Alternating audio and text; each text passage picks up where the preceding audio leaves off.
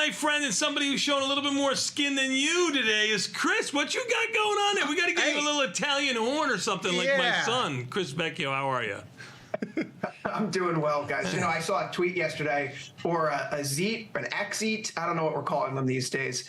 But basically, your confidence in market is determined by how low you can wear the buttons on your shirt and still instill confidence in people. So I'm going for the zip down today. We'll see if you guys can still take me seriously. That's actually, I like that gauge because Tom wears his. Tom loves to show some skin for all. He's down to the navel. Yeah. Are you kidding me? Oh my God. So, you know, his confidence is very high. Then I guess you guys don't remember Saturday Night Live from back in the day, but oh man, he rivals those two guys. You'll see him. He's good. He's good. So good. That's great. That's a great quote. Anyway, Chris, how are you, my friend? I'm doing well. It's the Tuesday before the Fed meeting, which gives us plenty to talk about. But I think I wanted to talk about the running of the bears first. There was a pretty noticeable development yesterday. Mike Wilson, the chief strategist over at Morgan Stanley, who really came into the spotlight last year for his correct calls about a major pullback in the S&P 500, he capitulated. Coming into this year, he set a target of 3,900 for the S&P 500, and now that we're trading closer to 4,500, he decided it was time to throw in the towel. And this fits with a conversation we started last week, Tony, where Tom was saying that he felt like the wall of worry had collapsed. And that made me question whether or not I felt like it was collapsing myself.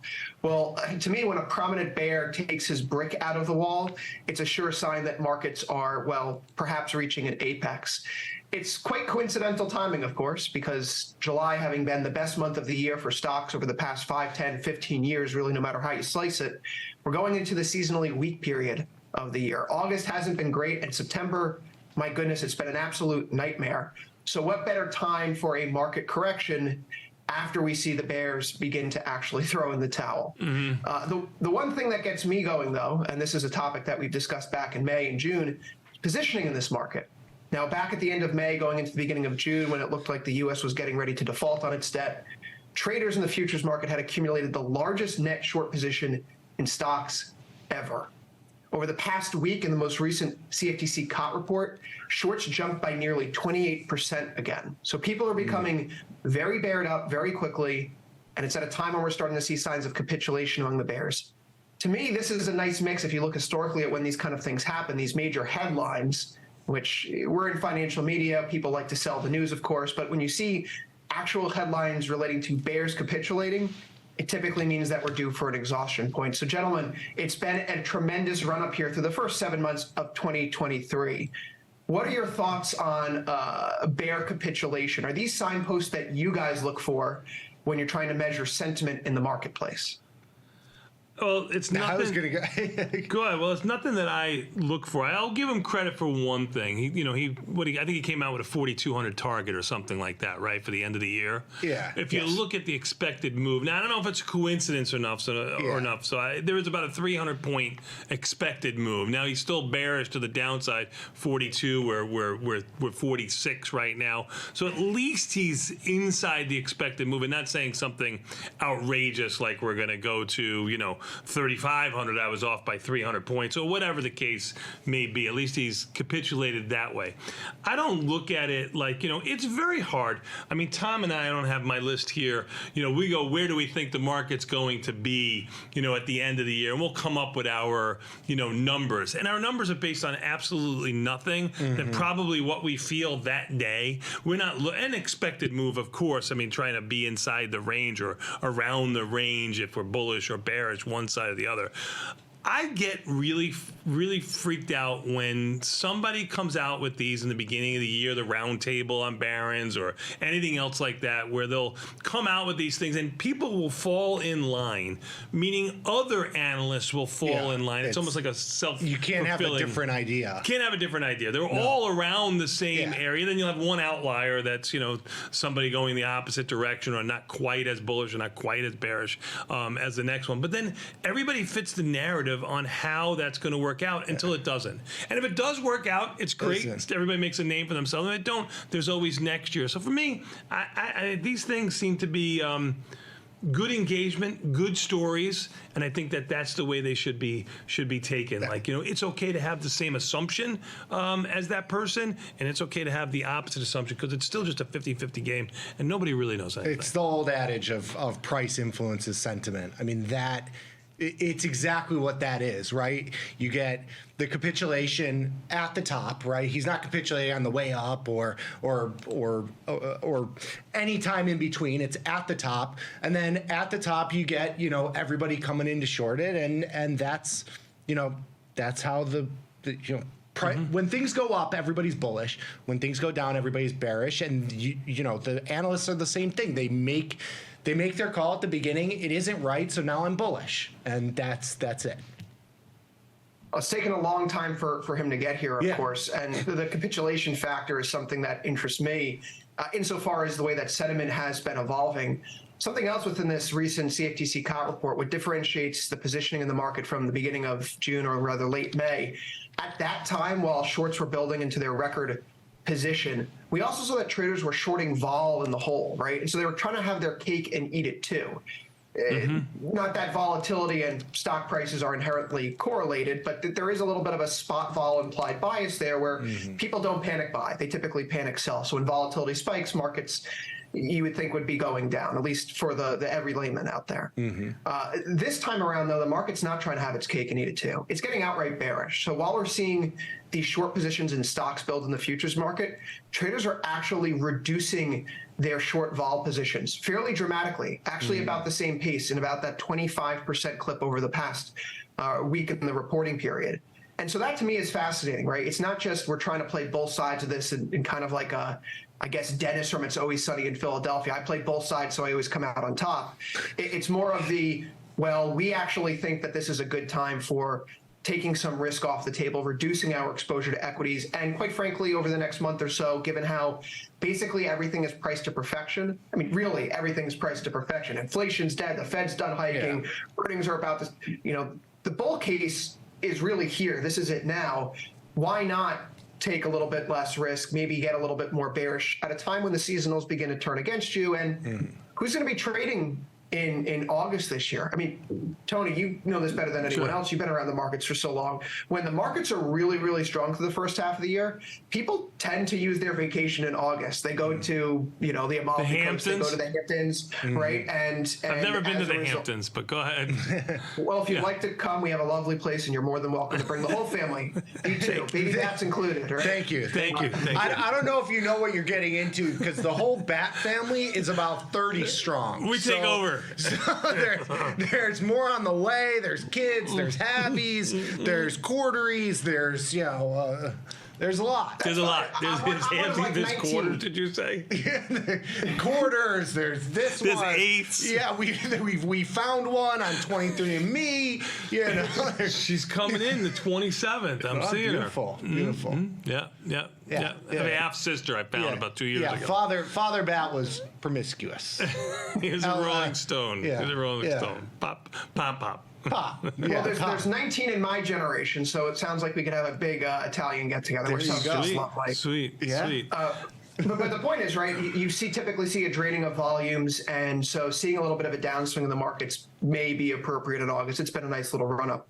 But I guess the question is, for everyone's mind, what's the Fed going to say tomorrow, right? How is the Fed going to play We're a role 5% off of last year. Who cares? I mean, it's been smooth sailing, which I don't think anybody expected, obviously. I mean, and market always does what you least expect it, right? I mean, we were getting bullish and have subsequently turned bearish over this run-up on a lot of stocks. But when they were getting killed, we were like, I don't know if I'm going to nibble, if I'm going to play the pot odds. If a stock's down 15, 20%, I don't know. Maybe I'll sell puts or put spreads or be skewed, strangled one way or the other. That's just trading and not thinking about, it's hard enough to figure out what's going to happen 45 days from now than to find out 450 days from now. It's an impossible thing, and I wish everybody would stop. I mean, they won't, but I wish they would all stop. And I have no problem with somebody saying, "Hey, I think Tesla's an innovative company. I want to be long it into perpetuity," or Apple's an innovative company. I want to be long it into perpetuity, or Rivian's an innovative company. I want to be long it into perpetuity, or ABC stock. I want to be long it into perpetuity. I have no problem with that. But to pick an overall market and say what the direction's going to be, that's extremely hard. And look at Tom. I mean, he's short NASDAQ, long Russell. And we've had nothing but the opposite going on now for the last 6 months or so. Yeah. And if you're not actively trading it, you're on your lows. But he's maybe break even, maybe down small, maybe up small, but directionally wrong. And that's trading. Even when you're wrong, you try to do something, you don't lose as much. I don't know. I'm in Morgan Stanley. I got to do something in there. I'm directionally wrong in Morgan Stanley with the you know, what are you going to do? I mean, you can blame Mike Wilson for that. I can blame Mike Wilson for that. That's correct. That's correct. That is correct. I don't know. Let's talk about this Fed meeting, because I was looking at the Tasty trade platform this morning and I couldn't help but notice that it doesn't even look like there's a Fed meeting here. Coming into this week, volatility for today and tomorrow, basically dead. And then you look at Wednesday, Thursday, Friday this week, you wouldn't know that something happened. It's basically just been like a long weekend. IVs were below 10 in the S&P 500 for Monday and Tuesday, and then they jump up to 12, 13 moving forward. The market is basically saying this Fed event, it doesn't really matter, which hurts my soul a little bit, being a big Fed person, being a big macro person. But we've evolved past the point where the market's really concerned about what the Fed might say. And that's a little bit of complacency here. Powell, to me, you know, everyone is going on about Barbie and Oppenheimer. Powell, to me, has been more of the Oppenheimer kind of character, right? He has these press conferences where anyone tells him that stocks are doing well, he clams up and then starts talking tough. And we just had a big run up in stocks, and we've seen that inflation's come down, and people think that the fight is over. Far be it from me to say what the Fed is going to do or not going to do, but at least according to their own words, they're going to keep raising rates, and they're going to keep them elevated for a long period of time. That's not something the market has priced in. It's not something that the market appears to even be thinking about right now. So I'm certainly a little bit more cautious heading into tomorrow. I'm not selling any of my individual stock exposure because I like the stock, as they say, at least when it comes to Apple and Eli Lilly, what I've been holding on to for quite a while. But I do think that it may be appropriate to think about some downside protection, because this is a market where no one expects anything to happen. We're seeing bears capitulate, and positioning is starting to get a little bit more negative here in an outright bearish way. It feels like tomorrow could be the perfect kind of trap day for traders who are thinking, set it and forget it. It's time for me to go sip a cocktail by the pool. You get 2 points of vol for Jay Powell. That's what you. That's which is what you nothing get, which anymore, is right? Nothing. Anton just did a piece. There's a $6. It was $6 in E-mini S&P difference between last week's expected move of 43 and this week's of 49.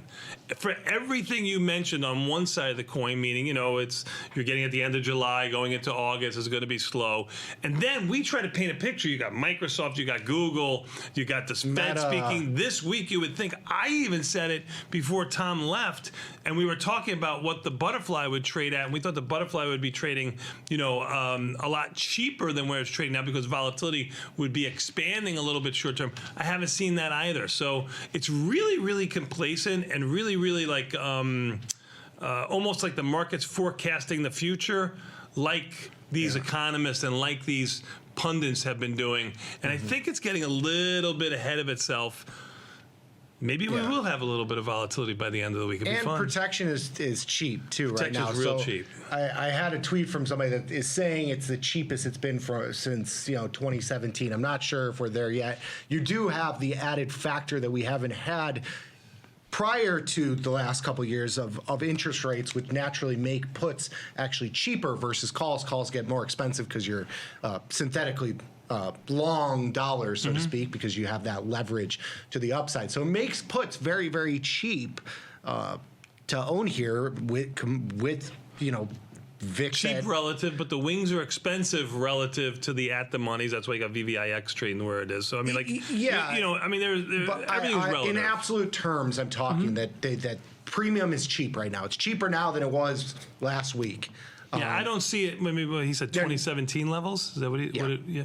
He might be right in that 13, 14 handle. It's not down to the 9s and 10s. Yeah, we got into the 9 or 10 handle, but you didn't have the same interest rate environment. So I'm sure they're very similar. Right. In terms of like value of tail risk versus the value of the market at the time, I'm sure it's a pretty... Yeah, you can never compare apples to apples because you have interest rates are different. You have, so pricing is different. All I was saying is I hear you that it's cheap to buy protection right now. So if you got the means, why not? So how do you buy protection?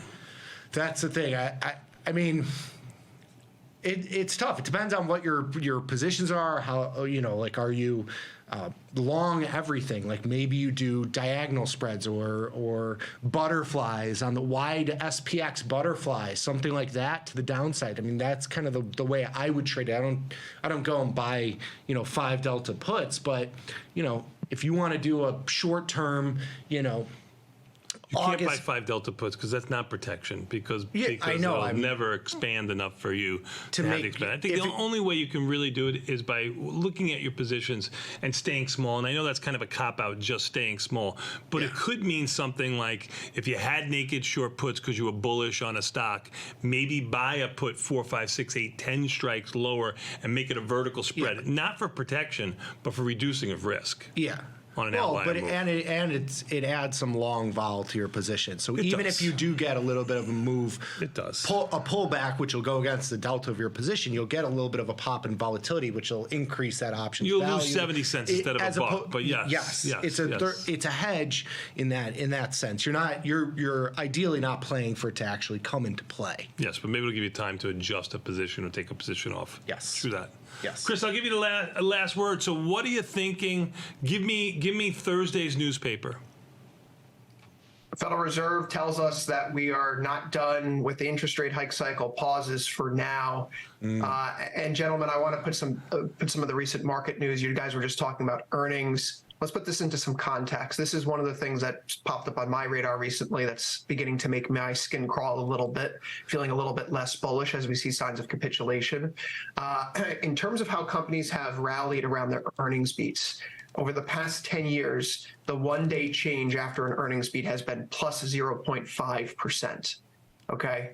This quarter thus far, companies that are beating their earnings are losing 0.5% on average. That's fairly unique, and it doesn't happen in the middle of bull markets. In fact, the last time we saw this, we have to go back to the fourth quarter of 2020, when we had a little bit of a correction here in the market. We obviously continued much higher in 2021, but it was one of those pieces of information that stands out to me that if we are seeing some bears capitulate, stocks that are doing well and that should be doing well, they're not. They're dragging a little bit up here. And it just feels like we've gotten a little lofty, a little too quickly, and now we're heading into the time of year where it's a good time to reassess before we head into the final trading months of 2023. Very good, my friend. We'll take a quick 90-second break and come back. We got more Tasty Live coming up next with a market measure and Jake up next. Thank you so much, Chris. Always good stuff.